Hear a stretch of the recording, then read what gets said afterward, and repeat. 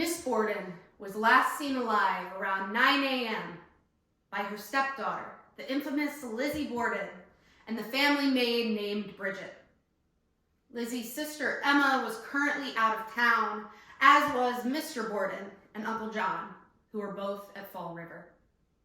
Lizzie said she was downstairs ironing handkerchiefs, while Miss Borden was murdered in the room that Uncle John had just slept in the night before. This room has now become one of the most requested rooms for overnight stays at the historic Lizzie Borden Axe Murder House and Museum. The John Morse Room has more commonly been known as the murder room. Mrs. Borden's body showed no signs of struggle. There were no defensive wounds. Peculiar, isn't it?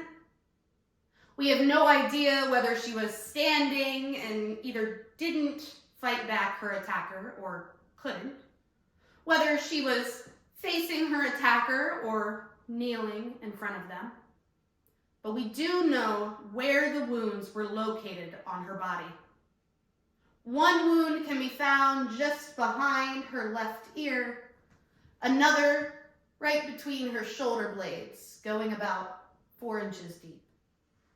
And 17 wounds were found on the back of Mrs. Borden's head and neck, for a total of 19 wounds on her body.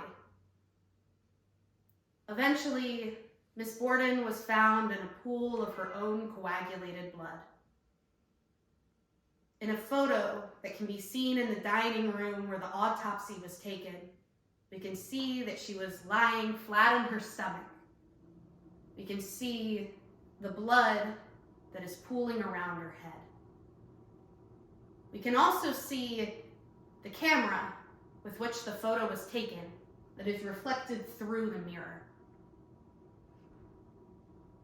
Due to the blood and stomach contents found of both victims, we can time Miss Borden's death around 9:30 a.m., a full hour and a half before Mr. Borden joined her in death. But did you know that the famous Lizzie Borden crime scene photos are actually the first crime scene photos ever taken in the United States?